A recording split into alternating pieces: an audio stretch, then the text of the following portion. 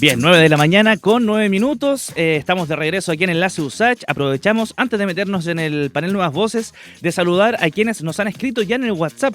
Nos dejaron un mensaje muy bonito. Joaquín Toro, le mandamos un abrazo gigante porque nos dejó un saludo a propósito de que el próximo 21 de septiembre es el Día de las Trabajadoras y Trabajadores Radiales. El mensaje que nos dejó es muy bonito. Además, ahí recordando otras radios, ¿no? Otras radioemisoras antiguas que han ido desapareciendo con el tiempo, y también saludando él a todas las trabajadoras y trabajadores. Esperamos que sea, por supuesto, un muy lindo día de celebración, ese 21 de septiembre.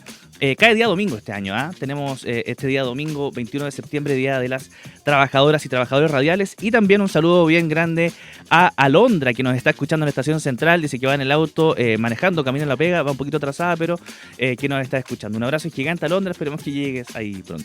Ya, le damos ahora sí, como corresponde, la bienvenida a nuestro panel Nuevas Voces. Hoy día tenemos muchísimo de qué hablar.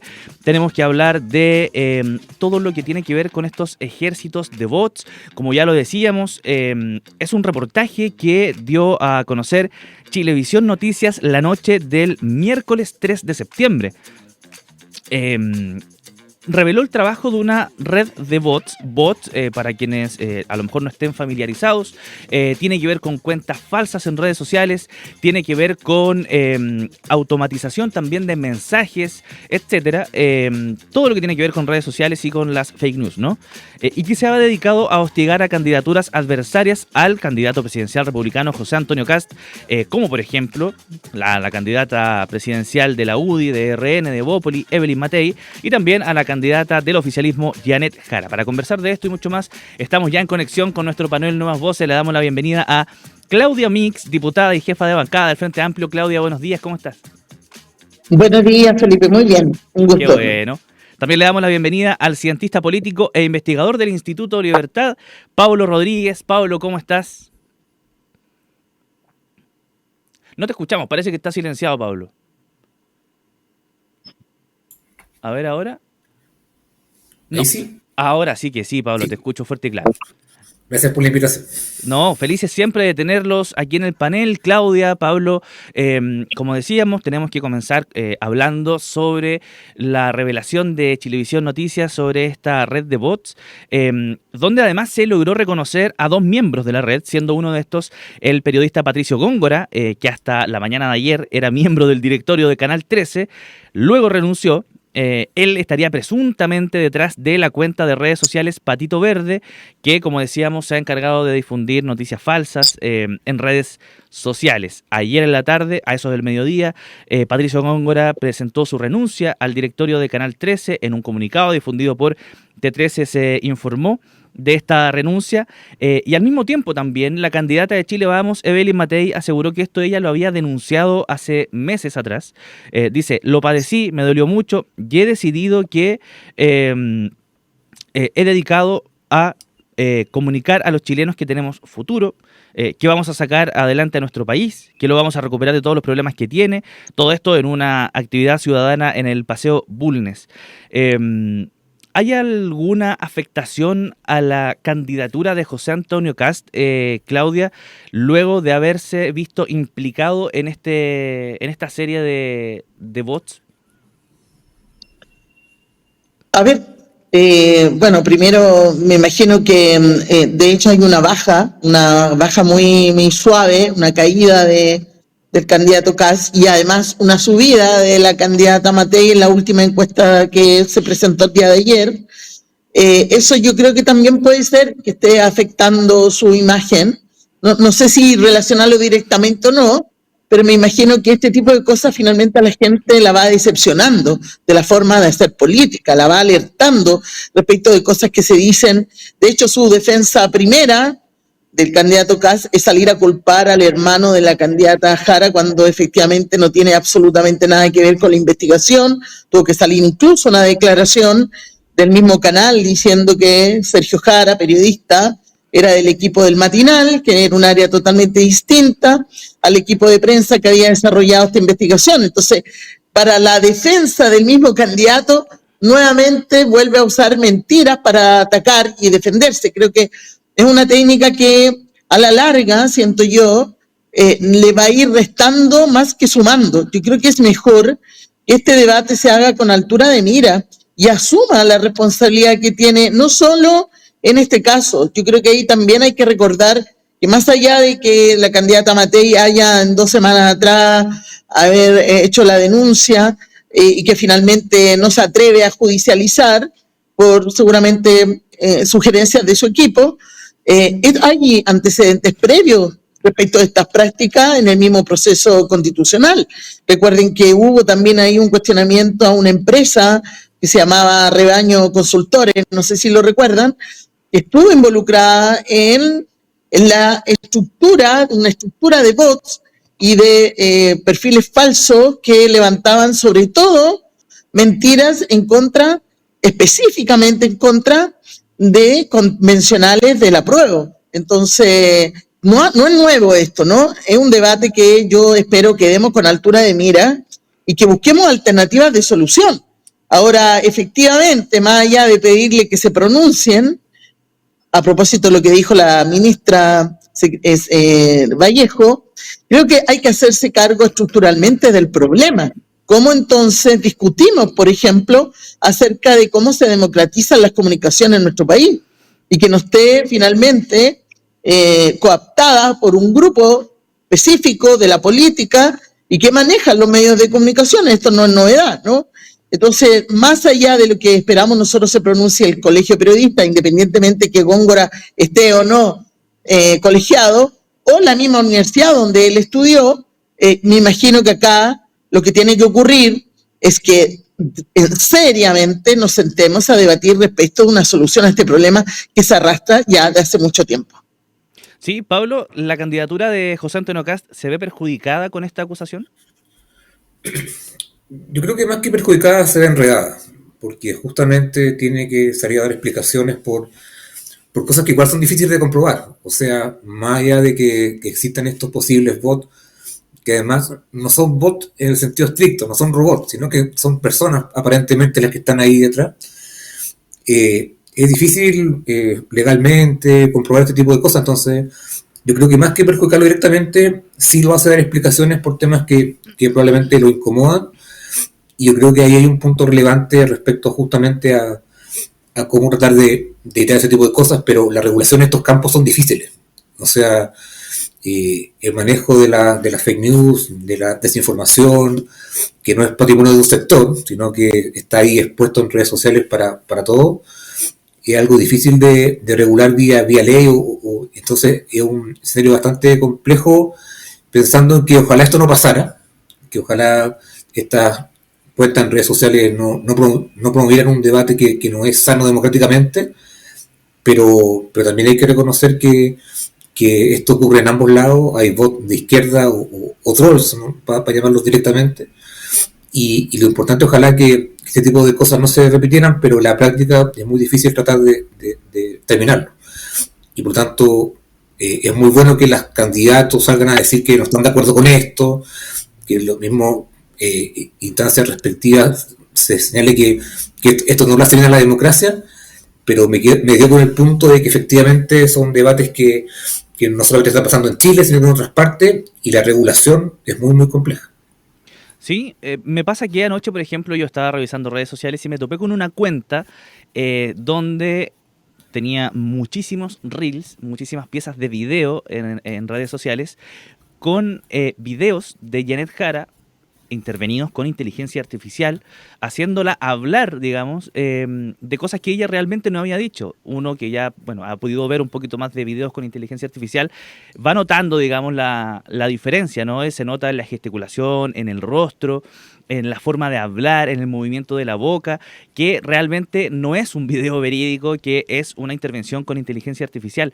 De todas formas, esos videos siguen ahí, están en esa cuenta de Instagram, nadie los ha borrado, no se ha dado de baja, y por lo mismo les quería preguntar que, a pesar de que todos los dardos están apuntando a Patricio Góngora y también al candidato republicano José Antonio Kast, Janet Jara, candidata del oficialismo, Evelyn Matei, candidata de Chile Vamos, ¿se ven de alguna forma afectadas por toda esta revelación de Chilevisión Noticias, diputada? O sea, yo creo que efectivamente lo que hace es corroborar lo que ellos han venido diciendo, eso no cabe duda. Y yo concuerdo también que finalmente esto incomoda al otro candidato, que no tiene cómo explicarlo, pero yo lo que sí discrepo es que finalmente cuando uno empieza a investigar eh, quién es, por ejemplo, en el caso de Góngora, estamos hablando de que era parte de un directorio de un canal de televisión. En el caso inicial que yo les nombraba, era un trabajador de Copesa. Entonces, estamos hablando, además, de que están instalados en lugares estratégicos porque conocen la información previamente, saben el debate que se va a dar durante el día, saben lo que viene. O sea, de hecho, parte del reportaje mostraba cómo esta persona, Góngora, instruía a estas personas y les decía muy temprano: oye, este es el tema del día, para esto hay que apuntar, para esto hay que atacar. Es decir, es gente que tiene acceso igual a información privilegiada. Entonces, no es un perfil falso de un dirigente vecinal que quiere pegarle al alcalde, no. Estamos hablando de una estructura, de una planificación, ¿verdad? Con antecedentes, con mentiras que efectivamente dañan la imagen. O sea, perdona, pero yo creo que mucha gente terminó creyendo que la candidata Evelyn Matei efectivamente tenía Alzheimer, porque como manipularon el video, como lo mostraron, uno decía, pero ¿cómo estas lagunas mentales? Como llamaba la atención, estaban muy bien hechos, no son videos amateur, no son apuestas ni relatos ni guiones hechos al azar. Entonces, por eso es que yo encuentro que es más peligroso de lo que un vecino cualquiera podría creer, podría reírse con un video, pero podría también confundirse con ese video. Entonces yo creo que hay que buscar la fórmula, aunque sea compleja, de regular este tipo de cosas. Yo conversaba hoy día en la mañana con una compañera del equipo y me decía, en Corea, por ejemplo, para que tú puedas tener tu red social, tienes que acceder con tu root y una identificación facial. Entonces, por tanto, esa persona no puede tener más de una cuenta, porque el sistema lo va a tirar para afuera. Entonces hay que discutir algunas fórmulas que impidan al menos que existan estos perfiles falsos y que cualquiera que quiera dar su opinión, en buena lid, yo no pretendo, ni creo que ninguno de los que estamos acá pretende inhibir la libre opinión, pero haciéndose responsable de lo que está diciendo, ¿no? Y si es falso, tener también la posibilidad de que alguien pueda responderle frente a esa falsedad. Pero frente a estos videos manipulados, frente a este manejo de información privilegiada que tiene un trabajador de Copesa o que tiene un integrante de un directorio de un canal de televisión, es muy difícil competir. Y ojo, allí no está todo el mundo. Sabemos que no está todo el mundo. Lucic no va a poner en el directorio a alguna persona que piense distinto que él. Pablo, ¿será esta alguna especie de solución? Por ejemplo, individualizar aún más las redes sociales y los perfiles. Ahora, en estos momentos, cualquier persona se crea un correo falso y puede crearse un perfil falso mediante ese correo en Instagram, o en Facebook, o en Twitter, o en X, como la red social que sea, ¿no? A lo mejor mediante el root, que, bueno, hasta donde sabemos, ¿no? No se puede duplicar, no se puede falsificar. ¿Será esa a lo mejor alguna vía de solución? Es difícil. A mí quiero remarcar que me parece un debate que es muy interesante, que justamente debemos tratar de esforzarnos todos, los actores políticos principalmente, que hay un debate democrático que sea lo más limpio posible. Ajá. Pero también las soluciones deben ser prácticas. O sea, yo entiendo que es una preocupación importante, pero por ejemplo el tema del RUT, de la clave única, que en algún momento también salió de cómo uno justamente se individualiza, igual entrega información o le da poder a instancias que no son nacionales. O sea, estas redes sociales no las maneja Chile, son plataformas que se ocupan mundialmente, que el tema del tratamiento de los datos es muy complejo, porque justamente no solamente tendría que ver con que verificar quién lo dice, sino que también cómo esa información se ocuparía con otros fines comerciales probablemente, y no solo en Chile, sino que a nivel mundial. Entonces, me cuesta ver soluciones que vayan justamente a tratar de regularlo. O sea, esto se ha tratado de hacer. O sea, por ejemplo, y cosas positivas que a veces uno no menciona, pero por ejemplo el tema de la propaganda hoy día en redes sociales, la propaganda como tal, está muy regulada. a través de justamente estas redes sociales. Los candidatos, por ejemplo, para hacer propaganda oficial, si son los candidatos obviamente, tienen que justamente llenar formularios, tienen que registrar que son ellos, tienen que acreditar que son ellos justamente quienes están haciendo la propaganda. Pero en el ámbito justamente de la libertad de expresión es mucho más difícil. Yo creo que han habido avances en las redes sociales en general justamente para evitar ese tipo de cosas, pero la práctica es muy, muy complejo resolverlo. Yo creo que más allá del tema de demandas por injuria o calumnia, que es un camino totalmente válido que alguien podría tratar de seguir, si es que siente que su honra ha sido menoscabada, otros caminos menos tradicionales yo los veo más complejos de implementar. 9 de la mañana con 26 minutos. Estamos conversando con Claudia Mix, diputada y jefa de bancada del Frente Amplio, también con Pablo Rodríguez, investigador del Instituto Libertad. Estamos conversando en este panel Nuevas Voces sobre lo que ha marcado la agenda de la semana, ¿no? Desde el día miércoles en adelante, que tiene que ver con esta red de bots que reveló Chilevisión Noticias, que encabezaba, podríamos decir, ¿no? Según lo que dio a conocer este reportaje, Patricio Góngora, y que también estaría vinculado al candidato republicano José Antonio Kast. De todas maneras, se siente a través de los años, ¿no?, que a las mujeres candidatas se les somete de manera distinta a campañas de desinformación o de ataque en redes sociales, comparado, por supuesto, con los candidatos hombres. No vi por ninguna parte, digamos, que haya habido algún bot con fake news hacia Johannes Kaiser, por ejemplo, contra Marco Enríquez o Minami. Pareciera no ser una coincidencia, ¿no?, en que las dos de las más afectadas son mujeres, Janet Jara y Evelyn Matei. Diputada, las acciones de estos bots políticos, ¿no?, ¿demuestran misoginia, demuestran machismo? Sí. Sí. No, de hecho me parece muy interesante tu pregunta, Felipe, porque creo que ese es un antecedente no menor.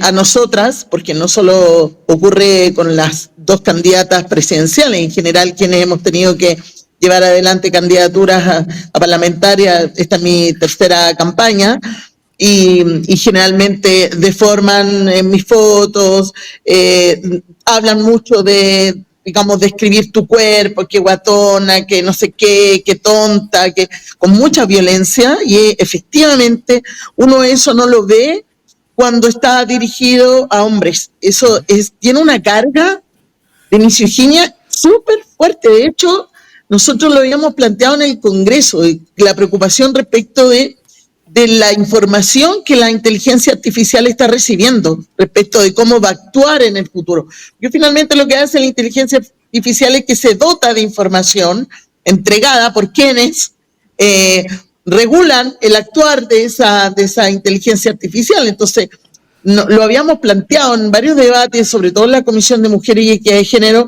respecto de el sesgo que iba a tener la inteligencia artificial si no nos preocupábamos de dotarlas de, por ejemplo, contenidos de igualdad de género, con mirada, verdad, de igualdad de derechos, etcétera. Porque uno lo ve muy fuerte en el trato que tienen con nosotras respecto de los candidatos varones, digamos, es muy, muy notorio. Así que yo te doy el punto, me parece que es un tema no menor. Y bueno, cuando uno escucha también y conoce la historia de los personajes, veíamos anoche en el reportaje, esta persona que había acosado a una mujer, finalmente tenía una denuncia por haberle pegado a su mamá. Entonces, como había estado hasta con una condena por pegarle a su madre. O sea, estamos hablando de ese tipo de personas que conforman estos ejércitos.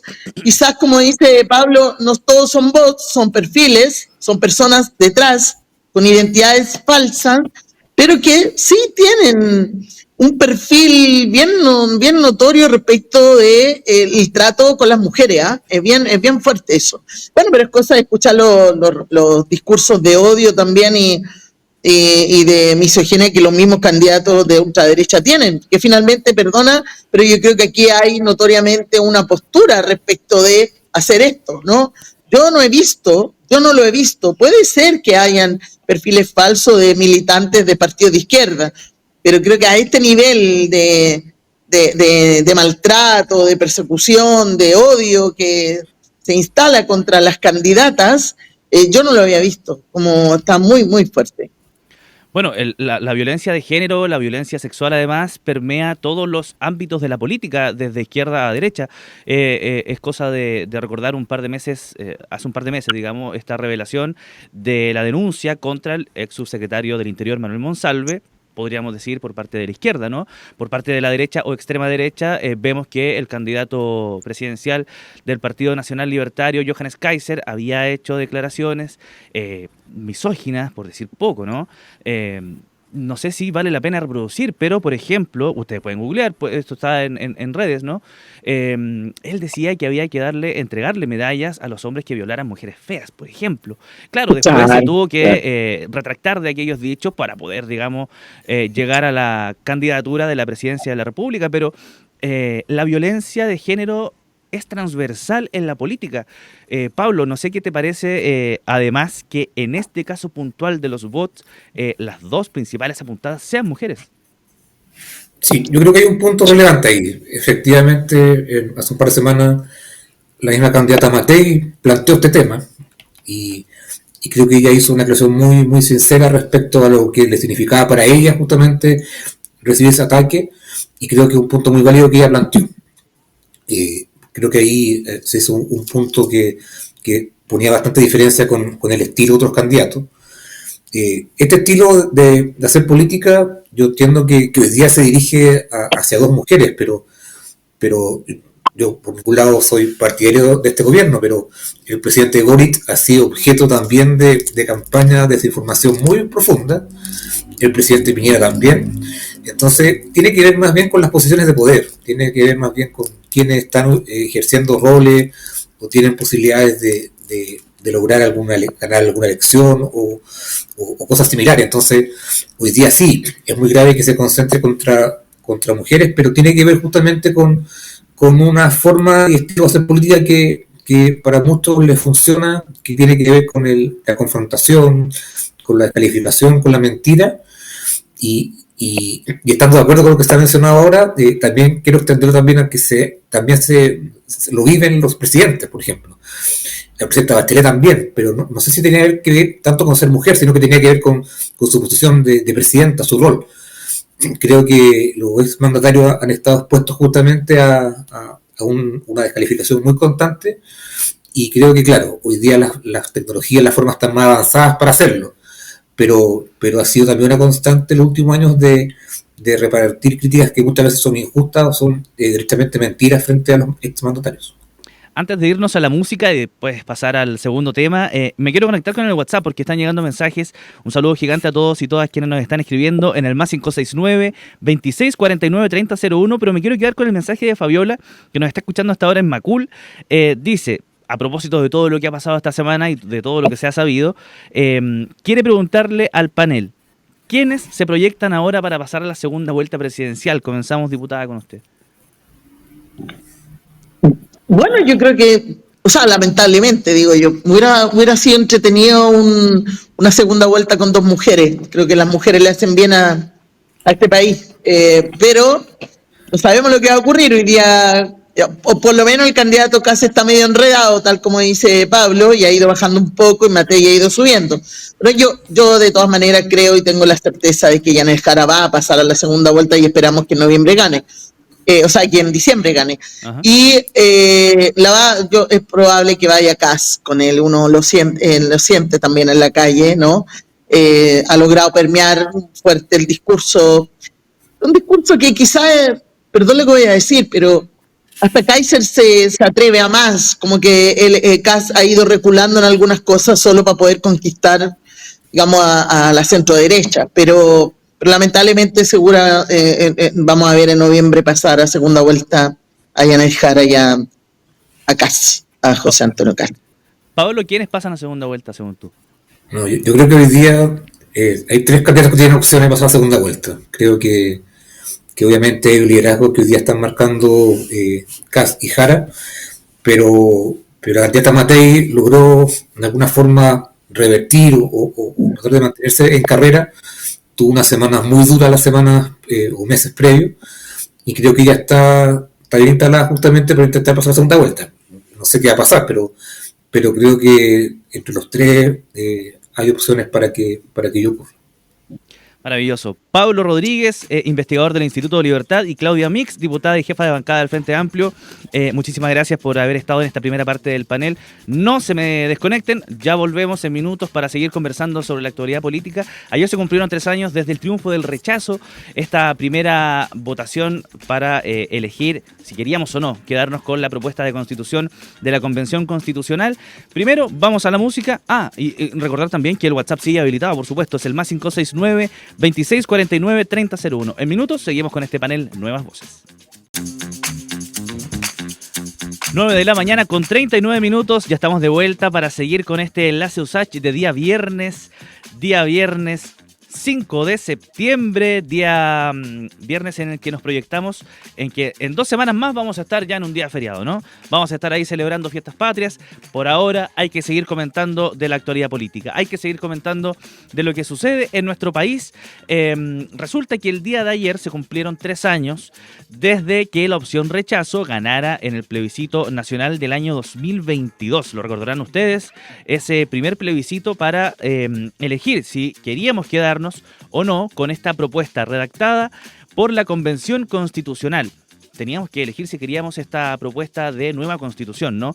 Bueno, ganó la opción rechazo hace 3 años, ese 2022, y queremos conversar con nuestro panel Nuevas Voces. Estamos a la espera de la conexión para conversar si es que realmente ha habido aprendizajes, cuáles han sido esos aprendizajes. Le damos la bienvenida nuevamente a la diputada y jefa de bancada del Frente Amplio, Claudia Mix, y también al cientista político e investigador del Instituto de Libertad, Pablo Rodríguez. Aprovechamos de consultar de inmediato. Pablo, parto contigo en esta ocasión para preguntarte si sientes que ha habido aprendizaje político, cuáles han sido esos aprendizajes de un resultado que además se dio con un antecedente importante, ¿no? Es el rechazo a una nueva constitución, a la propuesta, pero que viene de semanas anteriores y meses anteriores donde la gente se había expresado por una nueva constitución. Sí, yo creo que la principal enseñanza que nos dejó el proceso tiene que ver principalmente con que las mayorías que se logran en una elección son siempre circunstanciales y no deben imponer su visión a esas minorías que salieron en la elección. Y creo que eso quedó muy claro justamente con lo que fue el proceso 1, en menor medida con el proceso 2, pero sobre todo el proceso 1, en el cual justamente las fuerzas independientes, de Electa al Pueblo, de fuerzas más de izquierda, incluso de lo que es hoy día el oficialismo, se vieron frente a una mayoría de votos que era impensada probablemente al inicio, y que no supieron administrarla, y que en ese contexto se fueron dando, por decirlo de forma simple, muchos gustitos en el camino, en términos de forma y en términos de contenido, que fue generando que la ciudadanía se fuera desencantando de ese proceso. Hubo muchas mentiras por medio de ambos lados, pero yo creo que lo más relevante es que se generó mucha incertidumbre. O sea, la discusión respecto al texto y sus posibles interpretaciones o implicancias prácticas significó que la gente tuviera miedo a perder ciertos derechos o ciertas libertades en ciertos ámbitos. Y yo creo que eso, más allá de lo comunicacional, de lo de redes sociales, sí fue muy concreto para la gente cuando vio que había un debate que no iba por el lado de las demandas o prioridades que ellos ponían sobre la mesa. Y eso creo que fue muy, muy evidente. En este triunfo del rechazo, yo creo que los partidos políticos jugaron un rol muy secundario, no fueron un actor relevante, sino que tiene que ver más bien con expresiones de la ciudadanía que sintieron que ese texto dividía en vez de unir a las personas, y creo que ahí la principal lección que deja justamente pensar que no por sacar una mayoría en una elección, aunque sea importante, tú no vas a llegar a acuerdo o no vas a dialogar con el otro. Creo que eso quedó muy, muy, muy expresado en la convención, donde los diálogos con la derecha, que tenía diversas formas, republicano, la UDI, RN, Leópoli, fue muy poco valorada justamente en su accionar, y quienes tenían los votos trataron de imponer un texto que no representaba a los chilenos. Yo creo que esa es la principal enseñanza que nos deja el proceso. Diputada, el 18 de octubre del año 2019 se vivió lo que se denomina como estallido social, este malestar social de millones de personas aquí en nuestro país y que se reflejó además en manifestaciones en todo el país, no fue solamente acá en Santiago, y fueron manifestaciones sostenidas durante varias semanas, podríamos decir algunos meses, hasta que llegó la pandemia. ¿Cómo se pasó de ese malestar casi unificado del país a rechazar la primera propuesta de constitución? ¿Cuáles son los aprendizajes? ¿Qué pasó entre medio? Bueno, pero entre medio hubo primero la consulta, si queríamos o no nueva constitución, y en eso el pueblo efectivamente se manifestó mayoritariamente. Acordémonos que estuvo sobre el 80-90% que la gente quería una nueva constitución. Yo creo que hay muchos factores, muchos factores, porque aquellos motivos, aquellas cosas que hicieron, que produjeron el malestar social, y la gente sale a la calle a manifestarse, se han mantenido, no hay mucho cambio allí. Podríamos decir que hay algunos avances, pero estructurales, finalmente seguimos con una desigualdad tremenda en la distribución de la riqueza en nuestro país. Eso está intacto, digamos. Por tanto, creo que ¿qué pasó ahí respecto de los procesos que se llevaron después? Que desde mi punto de vista no son fracasos. Ojo, yo ahí coincido con el presidente de la República, que hay procesos que, como uno los quiera mirar, son aprendizajes, son experiencias que nos permiten, por ejemplo, llegar a la reflexión que ha hecho Pablo, que comparto, es decir, por ejemplo, tenemos una mayoría en el primer proceso convencional que no supo administrar esa mayoría, que no supo dialogar, que no supo buscar puntos de encuentro, y pasó exactamente lo mismo la segunda vez, cuando la derecha pasó a ser mayoría, el Partido Republicano particularmente, primero la Lista del Pueblo, después el Partido Republicano, y en ambos casos ese poder con el que tenían de ser mayoría, no lo pusieron a disposición del diálogo, no lo pusieron a disposición de los acuerdos, y finalmente en ambos ejercicios se quiso imponer cosas que no eran mayoritariamente aceptadas por al menos quienes componían esos cuerpos colegiados. Después ya el hecho de las votaciones tiene mucho que ver con el primer tema que estábamos conversando también. No podemos desconocer la instalación de relatos, de discursos, de construcción de ideas falsas respecto del contenido de los documentos, particularmente la primera vez. Yo les comentaba a propósito de cómo se enfocó el relevar las redes con estos ejércitos, ¿no? El actuar, por ejemplo, de los convencionales, el no sé si ustedes lo saben, pero una de las personas que fue parte de este rebaño consultores, después le pidió disculpas a Stingo, se sentía culpable por el daño que había provocado. Entonces, también hay cosas que como que se van de las manos, son desmedidas. Entonces, bueno, el relato efectivamente dañó la credibilidad de los procesos. La gente tuvo miedo de que le quitaran la casa, una cuestión que nunca estuvo sobre la mesa, por ejemplo. Tuvo miedo de que los pueblos originarios iban a pasar por arriba de los chilenos, iban a tener reglas propias, porque se instala eso como una manera de atemorizar a la gente, que la bandera, el himno, cosas tan, ¿verdad?, ridículas al momento de pensarlo hoy, ya mirando hacia atrás, de que eran imposibles de realizar y que finalmente la gente creyó a propósito de las redes y en los medios de comunicación y en las mismas propagandas del rechazo primero y después del ¿cómo se llama? Del apruebo. No era apruebo, era ¿cómo era? Contra, a favor, a favor. Primero era el rechazo, después el a favor.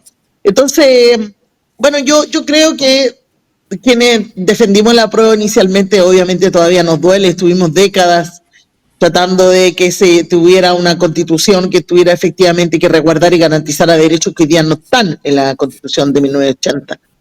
Y por supuesto que aprendimos del proceso y creemos que, a pesar de que hoy día quizás no están las condiciones, no sabemos qué depararán las nuevas generaciones, no sé en cuántos años más, y que podrán evaluar una opción, que espero que este proceso anterior, los dos procesos, les sirvan de aprendizaje y sirvan como antecedente para que, independiente de las mayorías circunstanciales que se tengan en ese momento, tengamos la capacidad de sentarnos a dialogar y a conversar y pensar en el bien común sin dejar a nadie afuera.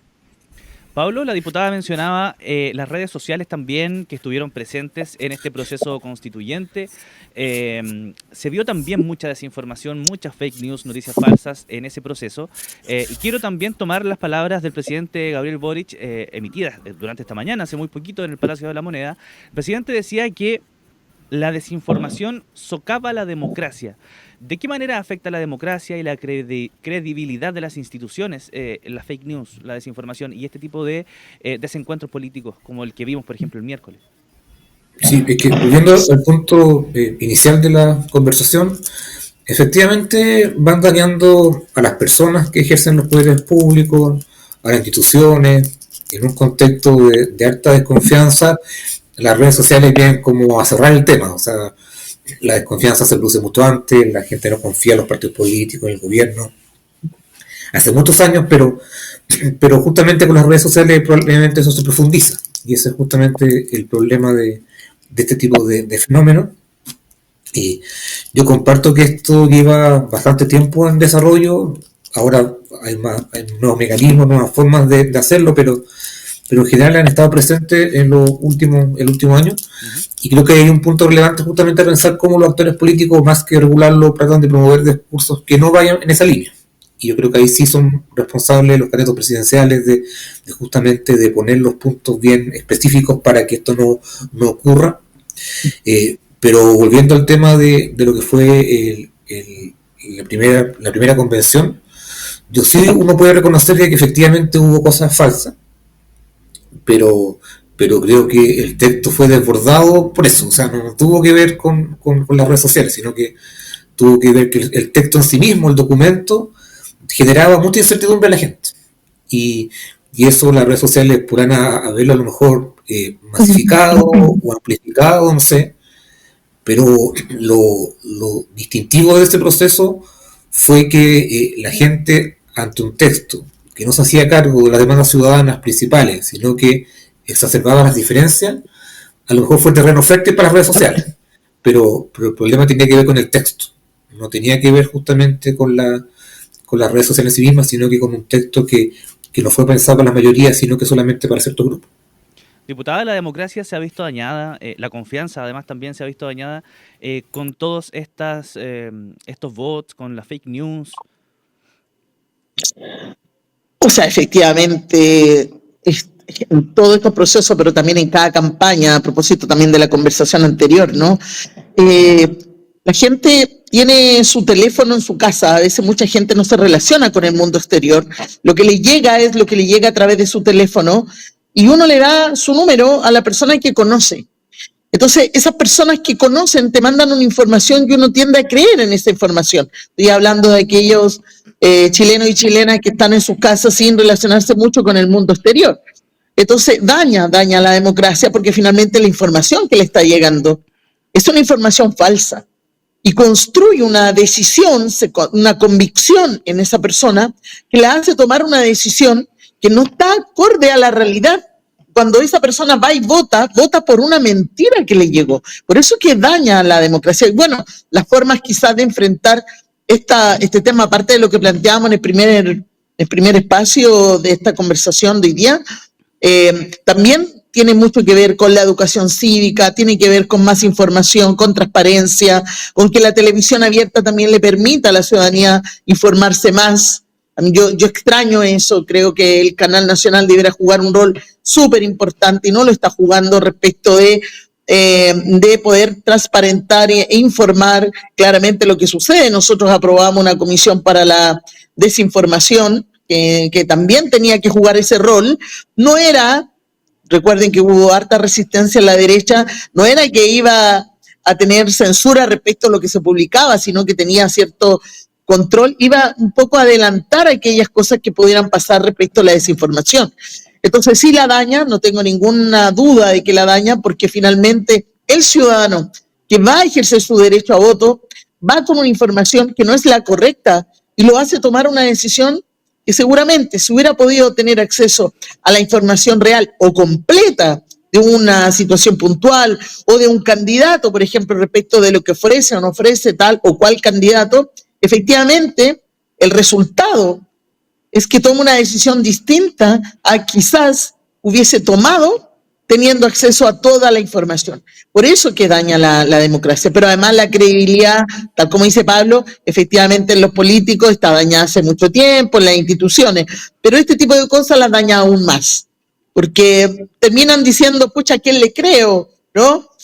¿Cómo voy a confiar? Es complejo el debate, y creo que es necesario darlo, pero no solo en los contextos preelectorales, ojalá los demos tranquilamente sentados con una discusión abierta y ver qué pasa con los medios de comunicación masiva, aquellos que el Estado debe, y a eso no debe renunciar el Estado, a tener un canal que permita informar a los chilenos y chilenas en forma objetiva, transversal, y que le permita construir una decisión, una idea, una opinión respecto de esa información que debería ser fidedigna, ¿no? Eso, creo que por eso lo afecta, ¿no? Antes de cerrar esta edición del panel Nuevas Voces aquí en Enlace USACH, quisiera preguntarles por la posición también del gobierno tras el rechazo a esta nueva constitución o a la propuesta de nueva constitución en el 2022. Bueno, la ministra vocera de gobierno, Camila Vallejo, descartó que ese resultado, el del 2022, fuera un fracaso. Sin embargo, también hay voces que indican que el proyecto y el programa de gobierno del presidente Gabriel Boric se vio perjudicado por el triunfo del rechazo. Pablo, ¿realmente afectó a la conducción del gobierno en ese primer año, además?